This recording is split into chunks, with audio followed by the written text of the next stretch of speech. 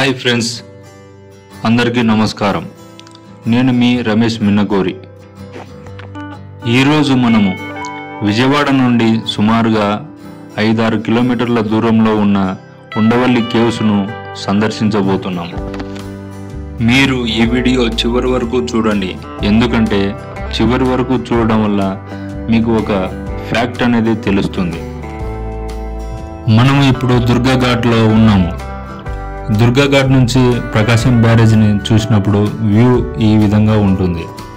మనకు కనిపిస్తున్న దూరంగా ఉన్న కొండ దగ్గరికి వెళ్ళి అక్కడి నుండి ఉండవల్లి సర్కిల్ నుంచి రైట్ సైడ్ తీసుకొని మనము ఉండవల్లి కేవ్స్ చూడడానికి బయలుదేరదాం. ఈ వీడియో చూసిన ప్రతి ఒక్కరూ లైక్ చేయడం, షేర్ చేయడం, సబ్స్క్రైబ్ చేయడం మర్చిపోకండి. దుర్గమ్మ ఆశీస్సులు ప్రతి ఒక్కరిపైన ఉండాలని కోరుకుంటూ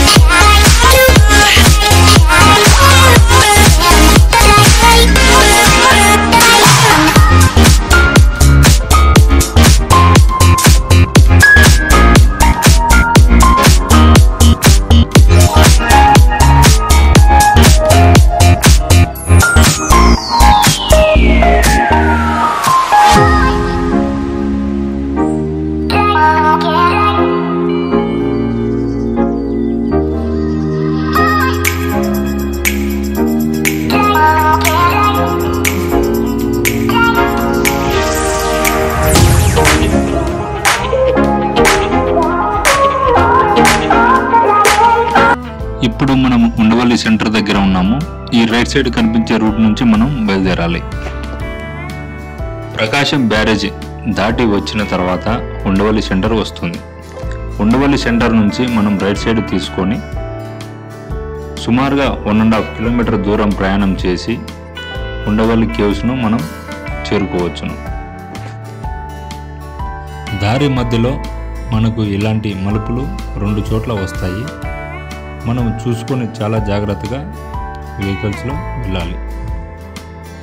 ఇలా మనము కొంత దూరం ప్రయాణం చేసిన తర్వాత రైట్ సైడ్ ప్రస్తుతం ఉన్నటువంటి రాష్ట్ర ముఖ్యమంత్రి గారు నారా చంద్రబాబు నాయుడు గారి హౌస్ను మనం చేరుకోవచ్చు.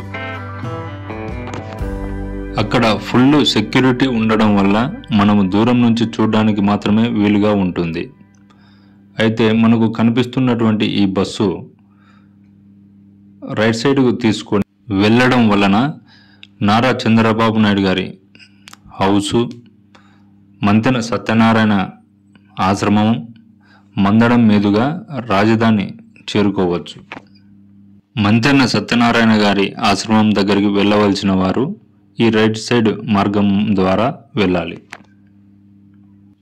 ఇప్పుడు మనకు కనిపిస్తున్నటువంటి దారి ఉండవల్లి కేవ్స్కు వెళుతున్నటువంటి దారి. ఈ దారి వెంబడి మనకు పచ్చని పొలాలు, సెలయేరు, చెట్లు ఈ మార్గమధ్యమున చూడవచ్చు. ఉండవల్లి కేవ్స్ నుంచి సీఎం చంద్రబాబు నాయుడు గారి హౌసు, మంతెన సత్యనారాయణ గారి ఆశ్రమం చూసుకొని తిరుగు ప్రయాణంలో మాకు ఈ దారి పొడవునా పచ్చని పొలాలు అన్ని కనిపించడం జరిగింది. సీఎం చంద్రబాబు నాయుడు గారి హౌస్ 1/2 కిలోమీటర్, మంతెన సత్యనారాయణ గారి ఆశ్రమం 1 కిలోమీటర్ దూరంలో ఉన్నాయి.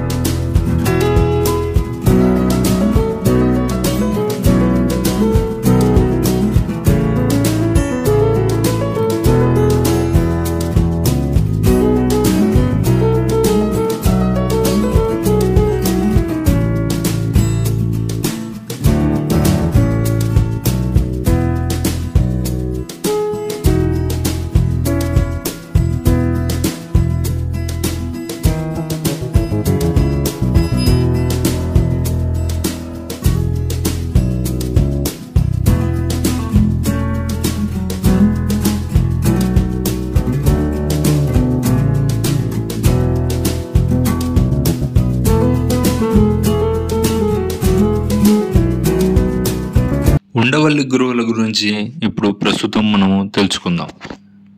ఉండవల్లి గుహలు ఆంధ్రప్రదేశ్ రాష్ట్రం విజయవాడ సమీపంలో గుంటూరు జిల్లాలో ఉన్న ప్రసిద్ధ ప్రాచీన రాతి గుహ మందిరాలు. ఇవి భారతదేశంలో ఉన్న శైలిలో కట్టడాలలో అత్యుత్తమంగా పరిగణించబడతాయి. 4వ శతాబ్దం నుంచి 5వ శతాబ్దం మధ్య గుప్తుల కాలంలో కట్టబడ్డాయనేసి మనకు చరిత్ర చెప్పబడుతుంది. రాతితో చెక్కబడిన హిందూ గుహలే కాకుండా బౌద్ధ మరియు జైన ప్రభావాలు కూడా ఈ గుహలో ఉన్నాయని తెలుపబడుతున్నాయి. ప్రధానంగా ఈ గుహలో విశేషంగా కనిపించేది అనంతశయన విగ్రహం. ఇది సుమారుగా 5 మీటర్ల పొడవు విష్ణువు విగ్రహం శేషతలలపై నిద్రిస్తూ ఉండటం మనం చూడవచ్చు. కృష్ణా నది ఒడ్డున ఉండడంతో అక్కడి ప్రకృతి దృశ్యం కూడా ఆకర్షణీయంగా ఉంటుంది. ఇక్కడ అనంతశయన విగ్రహము మాత్రమే కాకుండా శైవ మరియు వైష్ణవ దేవతలు కూడా ఉన్నారు. విజయవాడకు సమీపంలో ప్రకాశం బ్యారేజ్ దగ్గర కొద్దిగా దూరంలో ఉండవల్లి గ్రామంలో ఉండడం వలన ఉండవల్లి గుహలు అనే పేరు కూడా వచ్చింది. మేము వెళ్ళే సమయానికి ఇంకా ఓపెన్ చేయలేదు, అయితే 9 గంటలకు ఓపెన్ చేస్తారని చెప్పడం జరిగింది. మేము టిఫిన్ చేసి వచ్చేసరికి 9 అయ్యింది. అయితే ఓపెన్ చేసి ఉండడం వలన మనం లోపలికి వెళ్ళడం జరిగింది. లోపలికి వెళ్ళిన వెంటనే ఒక స్కానర్ కనిపిస్తుంది మనకి. ఆ స్కానరు ఓపెన్ చేసిన తర్వాత ఈ గృహాల గురించి ప్రతి ఒక్క విషయము మనకు క్షుణ్ణంగా తెలుస్తుంది అన్నమాట. టికెట్ కౌంటర్ దగ్గరికి వచ్చాము. అయితే టికెట్ కౌంటర్ దగ్గర మనం టికెట్ తీసుకున్నాం. ఇప్పుడు మనం మొత్తం ప్రదేశం అంతా తిరిగి చూద్దాం పదండి. ఇక్కడ చుట్టూ గ్రీనరీతో కూడిన పార్కు, పిల్లలు ఆడుకోవడానికి విశాలంగా ఏర్పాటు చేయడం జరిగింది. చుట్టూ కొండలు, చల్లని వాతావరణం, మనం చూడడానికి ఎంతో ఆనందంగా అనిపించే వాతావరణం మనం చూడవచ్చు. ఇంటి దగ్గర నుంచి తెచ్చిన స్నాక్స్ తింటూ పిల్లలు ఆడుకునేది చూస్తూ ఇక్కడున్న వాతావరణం ఆస్వాదిస్తూ వీకెండ్లో ఇక్కడికి వచ్చి చిన్నపిల్లలతో సరదాగా గడపడం ఎంతో ఎంజాయ్ అనిపిస్తుంది. ఫోటో షూట్ కోసం ఉదయం 9 తర్వాత సాయంకాలం 4 o'clock తర్వాత ఎంతో అందంగా కనిపిస్తుంది. ఉండవల్లి కేవ్స్ దగ్గరికి వచ్చేసాం, చూద్దాం పదండి.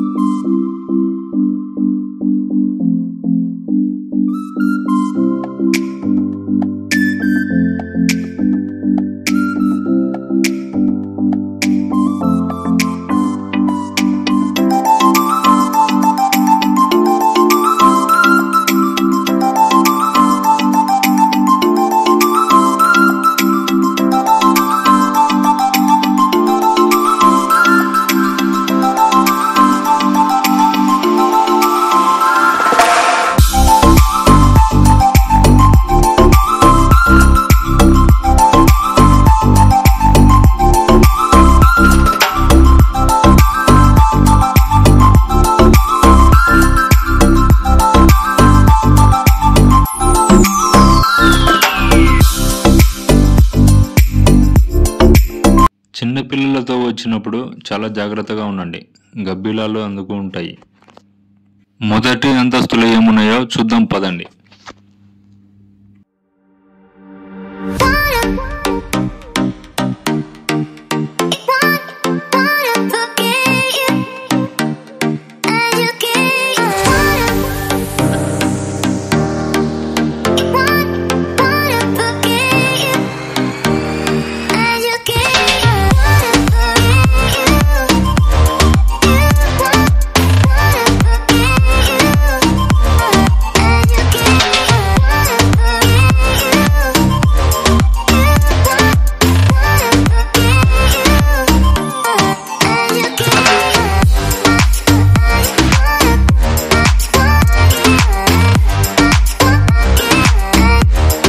ఫస్ట్ ఫ్లోర్లోకి వచ్చిన తర్వాత ముందు భాగంలో ఏనుగుల శిల్పాలు చెక్కబడి ఉంటాయి. ఇవి రాతిపై చెక్కిన శిల్పాలు, అంటే రాళ్లను కొట్టి ఏనుగుల ఆకారంలో మలిచారన్నమాట. చూసేవారికి ఎంతో ఆశ్చర్యంగా అనిపిస్తుంది ఈ ఏనుగులను చూస్తే. ఈ ఏనుగులు గృహప్రవేశం వద్ద ఉంటాయి. ఇవి ఒక రకంగా రక్షక శక్తులుగా సూచించవచ్చు. భారతీయ శిల్పకళలలో ఏనుగులు ధైర్యం, స్థైర్యం, రాజశక్తికి ప్రతీకగా ఉండవచ్చు. ఈ శాసనం పల్లవరాజు మహేంద్రవర్మ పల్లవుడు కాలానికి చెందినదిగా భావించబడుతుంది. ఈ శాసనం పూర్తిగా సంస్కృతంలో చెక్కబడి ఉంది. ఈ శాసనం పాల్గుడు గుప్తా లిపిలో ఈ సంస్కృతంలో చెక్కబడి ఉంది. ఇందులో దేవాలయ నిర్మాణం, దానాల ప్రకటనలు, పాలకుల పేర్లు మొదలైన వివరాలు మొత్తం ఇందులో ఉన్నాయని చెప్తూ ఉంటారు. శాసనం గుహల నిర్మాణ శైలి, ఆ కాలపు రాజకీయ పరిస్థితులు మరియు మత సంప్రదాయ వివరించే దృష్టికోణం కలిగిస్తుంది. శాసనం ఆధారంగా ఉండవల్లి గుహలు ప్రారంభంలో బౌద్ధుల చేత నిర్మించబడి తర్వాత హిందూ ఆలయాలుగా మారినట్లు సూచనలు కనిపిస్తున్నాయి. అనేక కట్టడాలు ముత్యాల మడివల గల శిలలతో 2 నుంచి 4 అంతస్తులుగా నిర్మించబడ్డాయి. ఇవే కాక మనం అక్కడ చూసినట్లయితే దేవతామూర్తులైన వినాయకుడు, మిగతా విగ్రహాలు కూడా మనం చూడవచ్చు. వినాయకుడి విగ్రహం ఎంతో అందంగా మలిచి ఉంటుంది. వినాయకుడిని ఒకసారి దర్శించుకుందాం పదండి. వినాయకుడిని దర్శించుకున్న తర్వాత ప్రక్కనే బ్రహ్మదేవుడు రూపంలో ఉన్న మరొక విగ్రహంను కూడా చూడవచ్చు.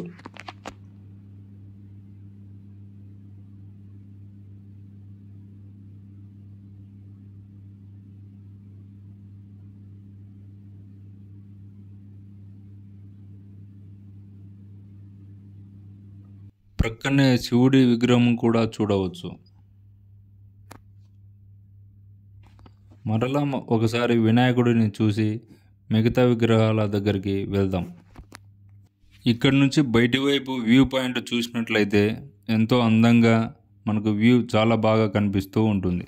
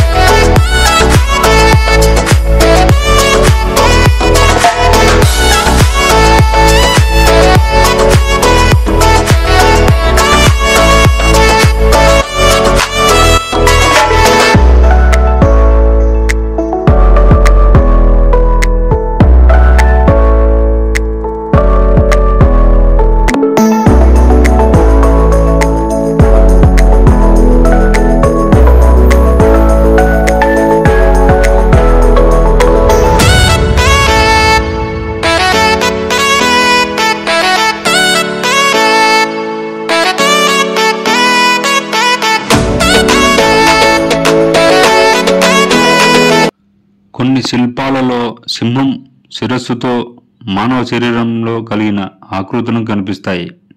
ఇవి సాధారణంగా యాలి రూపాన్ని కావచ్చు. యాలి అనేది ఒక మిథున జంతువు. ఇది సింహము, ఏనుగు, త్రాచుపాము మొదలైన కల్పితాల వల్ల ఏర్పాటైన రూపం అని పెద్దలు చెప్తుంటారు అన్నమాట. దేవాలయ ద్వారాల వద్ద లేదా మండపాల వద్ద శత్రువుల్ని దరిచేరనివ్వకుండా రక్షణ కల్పించడానికి ఇవి ఏర్పాటు చేసింటారని చెప్తుంటారు.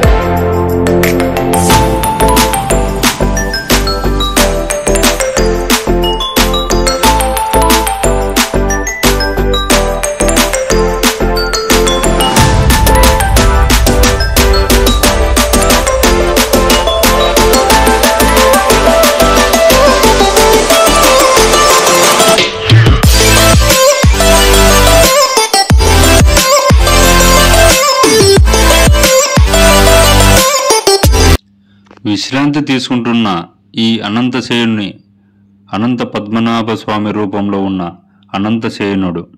అనంతశయనుడు అనగా అనంతుడైన ఆదిశేషుని విశ్రాంతిగా విరాజిల్లుతున్న విష్ణుమూర్తి అని అర్థం.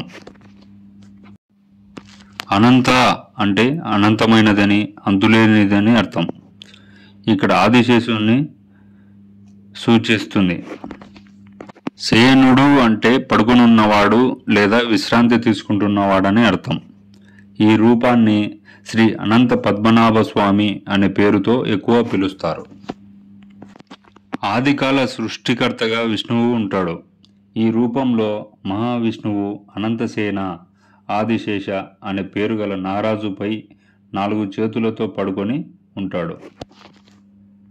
ఆయన నాభి నుండి కమల బయలుదేరి అందులో సృష్టికర్త బ్రహ్మ ఉద్భవిస్తాడు. ఇది సృష్టి ప్రారంభానికి సంకేతం. ఉండవల్లి గృహల్లో ఉన్న అనంతశయనుడి శిల్పం చాలా ప్రసిద్ధి చెందింది. ఇక్కడ రాతితో చెక్కబడిన అద్భుతమైన విగ్రహం. విష్ణుమూర్తి 4 చేతులతో శంఖం, చక్రం, గద, పద్మం ధరించి ఉంటాడు. స్వామివారికి ప్రక్కన లక్ష్మీదేవి, గరుడు మొదలైన పాలీలు ఉంటారు. నేను చెప్పిన విషయాలు మంచిగా అనిపిస్తే షేర్ చేయండి, లైక్ కొట్టండి, సబ్స్క్రైబ్ చేయండి.